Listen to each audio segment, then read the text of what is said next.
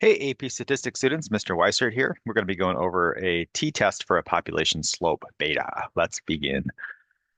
So, good news is we're going to have the same kind of setup as a t-interval. It's going to have the same conditions.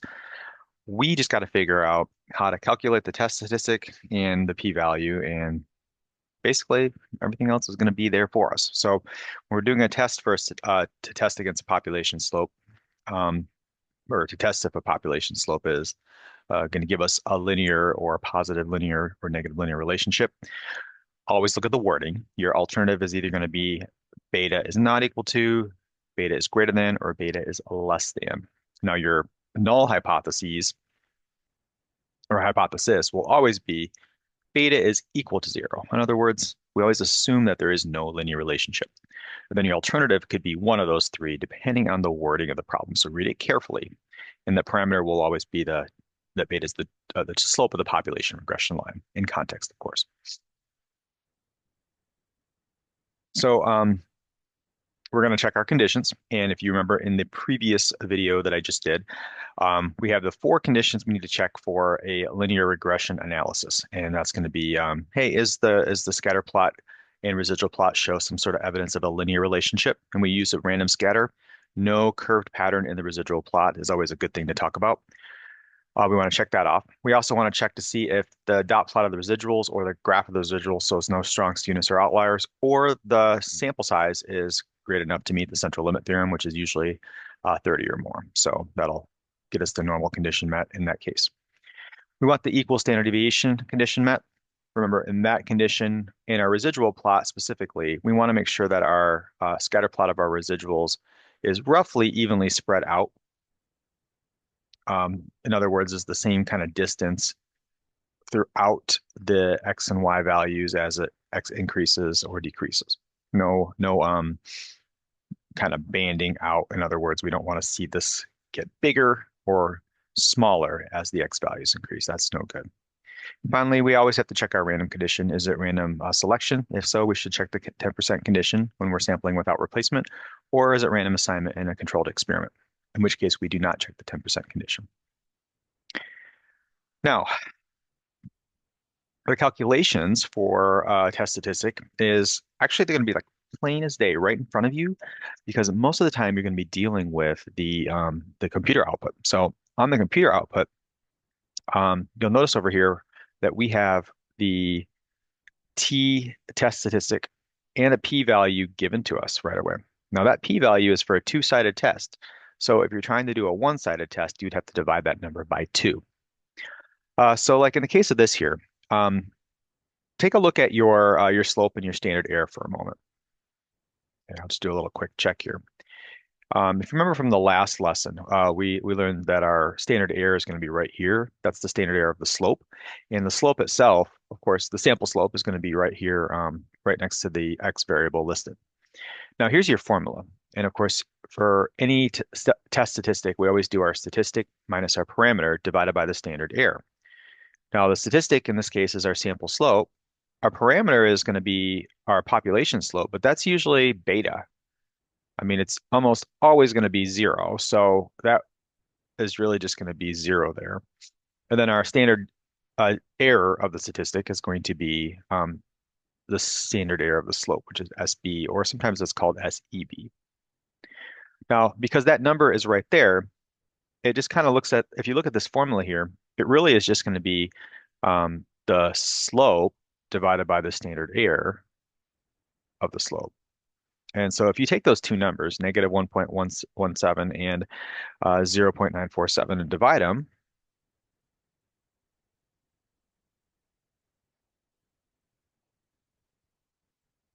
what was the other number? 0.947. Now you're going to get negative 1.1468, which is this t-test statistic right here. So it actually is going to be laid out right in front of you. I think I may have typed something in wrong. Yeah, I did 974. So hold on a second.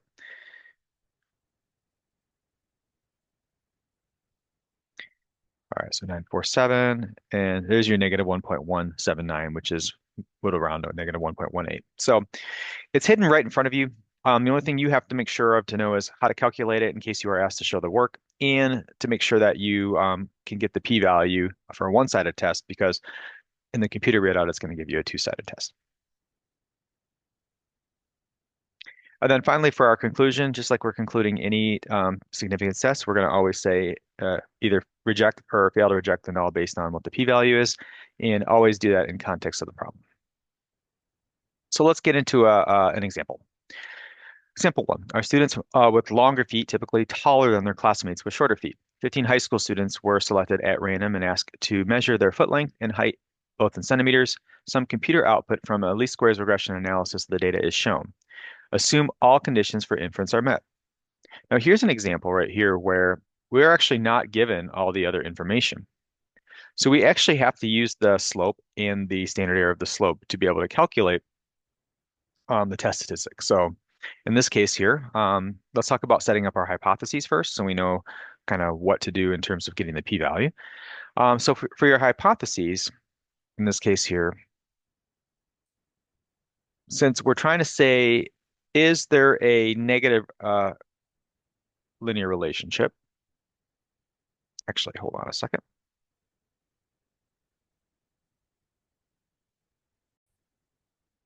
You may have noticed I had the wrong direction for the inequality. So let's try that again. So notice that our slope here is positive. Now, that's not a guarantee. Your alternative hypothesis is going to be greater than it. But the question says, are students with longer feet typically taller than their classmates with shorter feet? So is a longer foot going to correlate to a taller person? And in this case here, well, we're trying to predict height. We're trying to see if that height gets bigger as the foot length gets bigger. So we're looking for an alternative that's going to be positive. Now look at the way it's set up. We always use beta as our parameter. So the null is the beta. There is no linear relationship. So we say beta is equal to 0. And the alternative in this case, because we're trying to see a positive relationship, we say beta is greater than 0. When we set up our hypotheses, we always want to make sure we define our parameter. So I would say in this case, B is the slope of the population regression line for high school student height versus foot length. Remember, this is a sample of 15 high school students. So we don't know, like for all high school students, what that slope is, but we're trying to test that slope.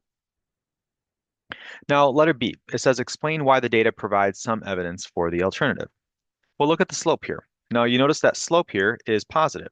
So that right alone, because that sample slope is a value that's bigger than 0, we already have evidence that this could be true. We just have to know if it's convincing evidence, and that's why we got to run a test for it. So we would basically comment on that fact. And something simple as the sample slope B equals 2.7469 is positive. That's evidence right there. Now let's do the calculation part. We want to calculate the standardized test statistic and p-value. So let's bring that up here for a moment. So I hid part A and B. You can always scroll back if you want to see those. So to calculate the standardized test statistic and p-value when we're not given to it in the table, we just have to basically take this number and divide by this number. So you're going to write t equals, go ahead and write the formula out. So it's sample slope minus 0. You can say beta, but it's really just 0 divided by the standard error of the slope. So we're really going to do 2.7469 divided by 0.7833. If you want to write minus 0 up here, you can, but that's not really going to change that fact. So let's divide those and get our test statistic. As you can see, with a little division, we get about 3.5. That's a pretty extreme test statistic. Let's see if it gives us a small p-value so we can hopefully reject the null hypothesis. So how do we get that p-value? Well, we're going to go into our TCDF.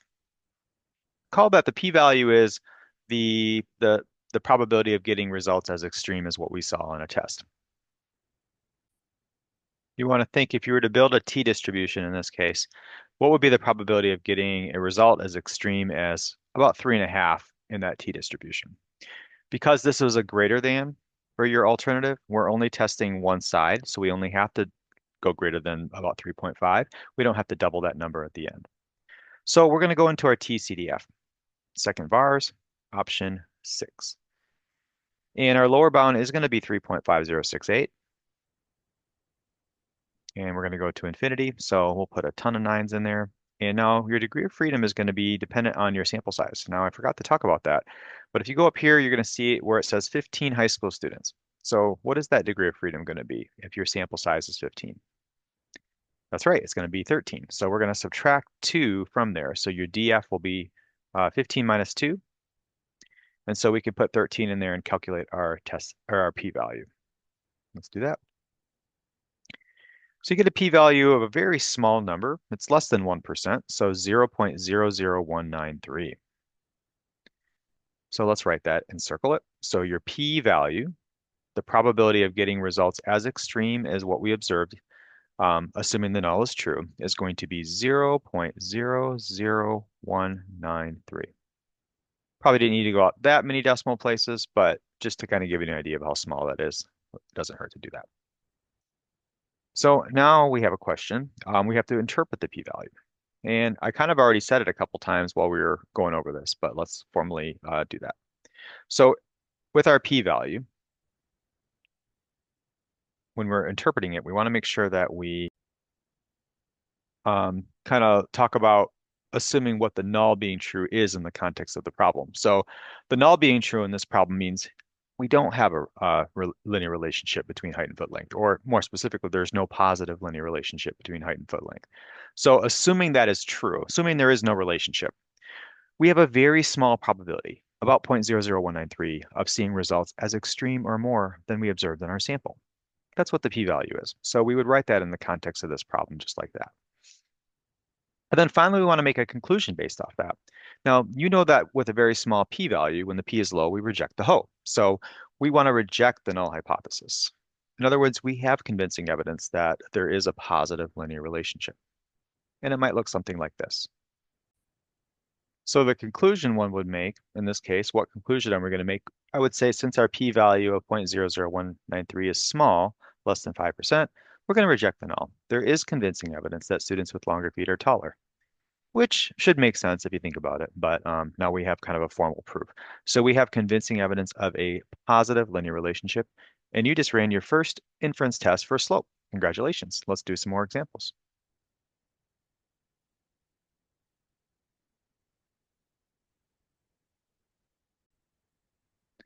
All right, so this is going to be just a typical free response, no scaffolding or guiding to get you toward specific answers. It's going to ask one question, and you have to know how to structure that yourself. So let's talk about the scenario. We actually saw this scenario in the previous lesson. So here's the example. Infants who cry easily may be more easily stimulated than others. This may be a sign of higher IQ. Child development researchers explore the relationship between the crying of infants from 4 to 10 days old and their later IQ scores. A snap of a rubber band on the sole of the foot caused the infants to cry.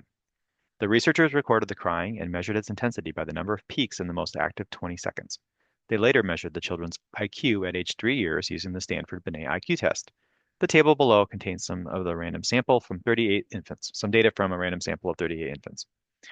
Below is a computer output from a least squares regression line. So here's your least squares regression line. Here's the computer output. We have data analysis with our a residual plot and a plot of the residuals themselves. And here's the question. Do these data provide convincing evidence at the alpha equals 0.05 level of a positive linear relationship between count of crying peaks and IQ in the population of infants? So that's the one question. And of course, when you see the question that says, do these data provide convincing evidence? That lets you know we have to run a test. And because this is two variables, we're going to be doing a linear regression analysis, a linear regression test on the slope to see if it is a positive slope indeed. So first, now normally it would be unreasonable for me to ask you to enter 38 sets of data into your list and get the test here, but I want to let you know that I did that already so I can show you just to see what the numbers look like. And if you were to do that, you would just put that set of data in L1 and L2 into your calculator. So if you want to try that, you can pause the video and enter it in. Or you can trust what I have and watch what I do as far as the sequence of steps. Once you get that in there, then you're going to go over here and you're going to go to Stat Tests. And you're going to go, I click up a few times and go to LinReg t-test, linear regression t-test. I'll make sure your X list is L1, your Y list is L2. And now, as far as the alternative hypothesis, it depends on the question. The question says, do these data provide convincing evidence of a positive? Notice it says positive here, which means that I want my alternative hypothesis to actually be greater than. If you want, you can store your regression equation into Y1. I'll show you how to do that again. You'll hit alpha trace and just press enter for Y1. And then finally, we go down to calculate, and you'll get all the goodies that we need for this plus others. So you'll notice that we get a lot of these numbers in here. If you read it carefully, you're going to get a test statistic, 3.07, 3.065, 4 to be exact. Our p-value of 0.002, notice that's half of this number because the computer output's always going to give you a two-sided test. So for the one-sided test, you'd have to divide that number by 2. Your degree of freedom is 36, which is 38 minus 2. Of course, it gives you your intercept and slope, which are here into the computer output, and it does not give you the standard error of the slope. So just be mindful of that. That is not provided.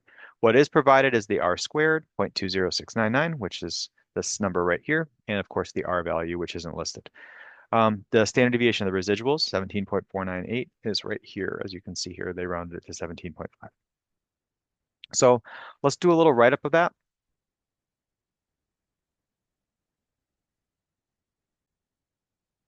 We want to identify the procedure, the hypotheses, and define the parameter. So we'll call this a linear regression t-test for beta, where the null is beta is equal to 0. In other words, there is no linear relationship. And the alternative is beta is greater than 0. There is a positive linear relationship. B is the slope of the population. Beta is the slope of the population regression line for cry count versus IQ for these babies. All right, the next thing we want to check is the conditions.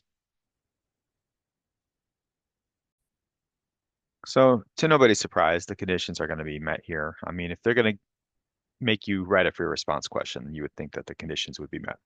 But let's go through all the wording and the graphs to make sure. So the first thing is the random.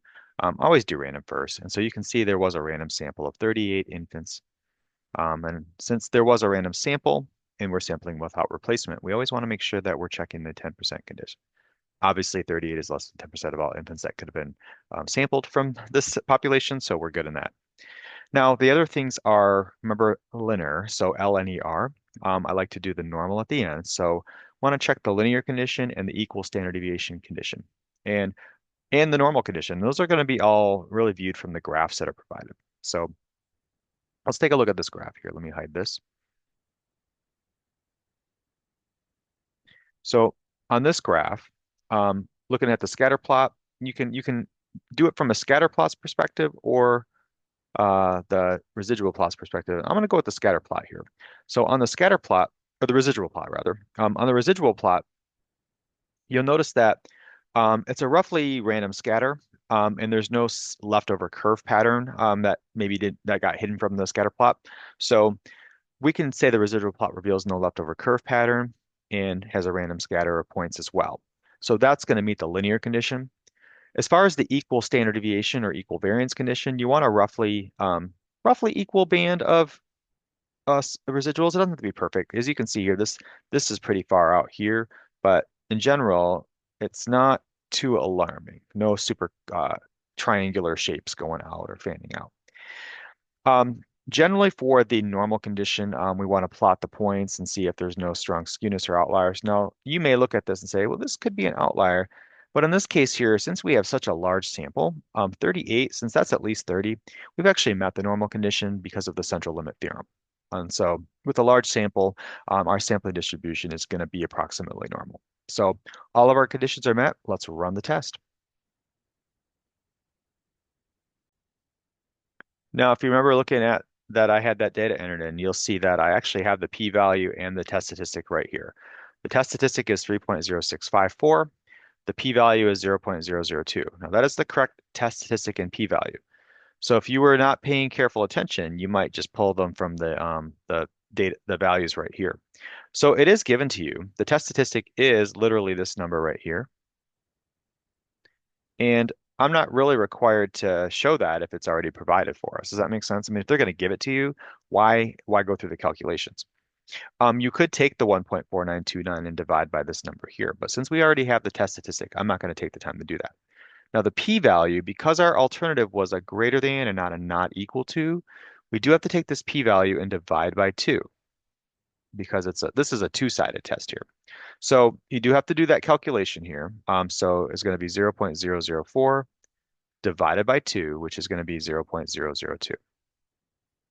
And your degree of freedom, you can put df is equal to 36 minus, or 38 minus 2, so 36. Really, that's all you need. And honestly, the degree of freedom isn't really a deal breaker. You just got to have your t and your p-value listed, the correct p-value, not the one that's on the table necessarily. So those are going to be your calculations. And then finally, we make our conclusion. And the conclusion is always based on the p-value and how it relates to alpha. And hopefully you recognize that we're going to reject the null hypothesis. It's a very small p-value, less than 5%. And we were given an alpha to compare it to, so make sure you compare it to that specific alpha. We have convincing evidence of a positive linear relationship between crack count and IQ in the population of infants. And that is how you do that full test there. Hopefully that wasn't too bad. The calculations part's super easy because that's already given to you. And that's pretty much that. Everything else is making sure you're getting all the right context, setting up your hypotheses, checking your conditions, and making sure everything's going to work for this test. The next question is going to be a check your understanding. So you should pause the video and try it on your own. Here it is.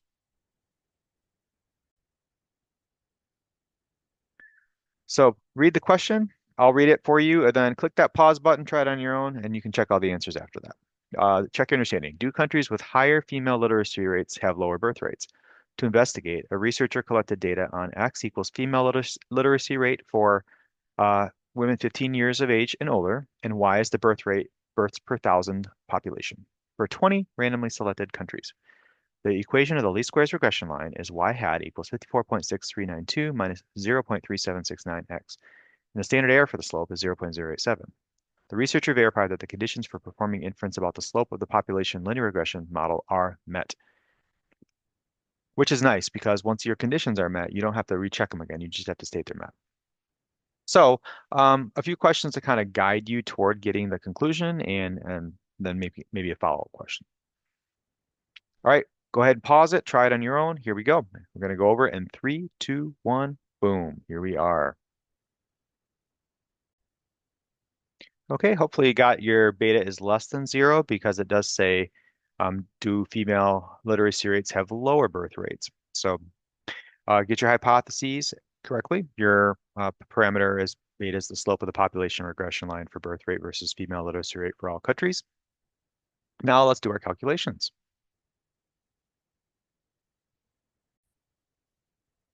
All right, from the prompt, you can see that the sample slope is going to be negative 0.3769, and our standard error is going to be 0.087. So we can plug that into the test statistic formula. You're basically dividing the sample slope by the standard error. And you're going to get negative 4.332. To get your p-value, this is a one-sided test, so you only have to run it, not double it. You're going to go into your TCDF, so second vars, and that's going to be option 6. And your lower bound is going to be negative infinity, so negative a bunch of 9s. Your upper bound is going to be your negative 4.332. And your degree of freedom will be the sample size minus 2. So since our sample is 20, we're going to subtract 2 from that and use 18. Since it's two variables, you always want to subtract 2 from these. And there's your p-value. 2.0079, and then it's got this e negative 4, and that's scientific notation. So that's times 10 to the negative fourth power. So it's a really, really small number. In fact, what it looks like is 0.000200079. So it's going to have basically, if you were to take this decimal and move it over 1, 2, 3, 4 spots, you get that. And you can see I'm going to get the same thing if I press enter. So it's a really small p-value.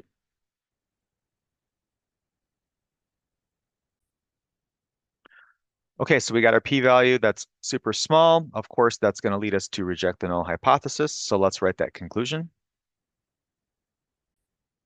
So since our p-value of 0.0002 is less than alpha, reject the null, we have convincing evidence that countries with higher female literacy rates have lower birth rates. Now, We didn't check the conditions. And this problem here, of course, you weren't asked to do that, but also you have to sometimes read the question carefully. It says, the researcher verified that the conditions for performing inference about the slope of the population linear regression line are met. So we have the conditions already being met. And if you were to do a formal write-up for a free response, you'd want to at least comment that says the conditions are stated as met, so we don't have to check them. So finally, what kind of error are we going to make? Well, we rejected the null, so the only kind of error that could have been made is a type 1 error. So, so remember, a type 1 error is when we reject the null when the null is true. So in this context, we could have found convincing evidence of a negative linear relationship between female literacy rate and birth rate when there really isn't one. Well, guys, that concludes our lesson. Hopefully, you make some sense of this and understand it. And we're signing off on this unit, so we'll get chi-squared next. Thanks for watching, and have a great rest of your day.